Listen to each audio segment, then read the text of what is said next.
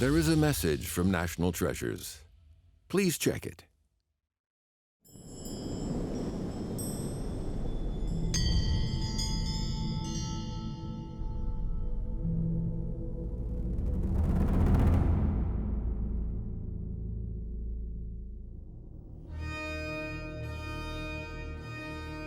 Almost 4,000 years ago, the Shang Dynasty was at its zenith, the peak of its glory, an advanced civilization whose craftsmen were capable of producing truly spectacular pieces, like this special cauldron, the Houmuwu Ding.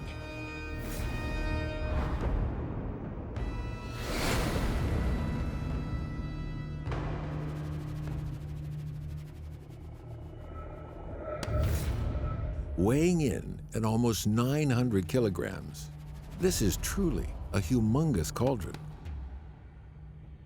An equally gargantuan smelter, as well as huge quantities of metal and an army of craftsmen would have been needed to make it. So, how was this amazing piece of metalwork accomplished? Experts disagree. Some argue that marks on the cauldron suggest it was cast separately, then pieced together. Others think it was cast as a single piece, with only the handles added later. The varying thickness of the constituent parts would have posed an additional challenge to the craftsmen who made it. It's quite possible that several attempts were made before this large cauldron was successfully cast. Meanwhile, over in Europe, with the glory days of Greece and Rome still a very distant prospect, the use of bronze remained restricted to weapons and tools. But in China, it was a different story. In addition to weapons and tools, Shang Dynasty China was capable of producing distinctly non-utilitarian items.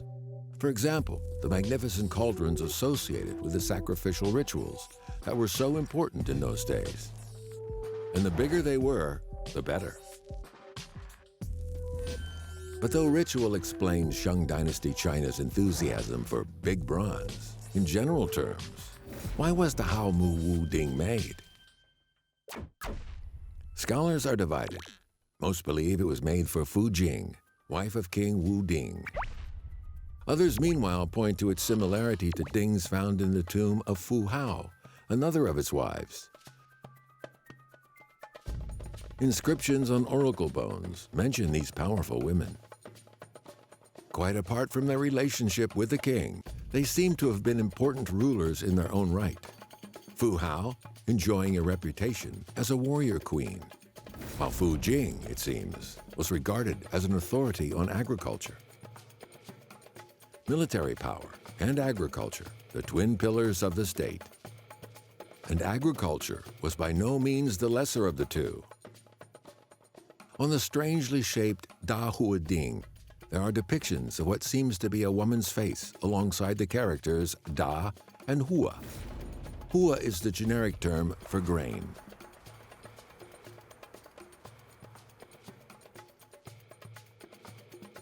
One interpretation is that square cauldrons held grains in rituals performed in honor of the earth, while round ones held meat and were used in rites to honor the heavens. Since the earth was personified as the mother of all things, rites in her honor were performed by high-ranking women and using square cauldrons. Over time, the symbolism of these cauldrons became part of the Chinese national psyche, even to the extent of becoming part of the vocabulary of everyday life. Indeed, the character for ding or cauldron forms an element in many Chinese words, especially those with connotations of nobility and solemnity.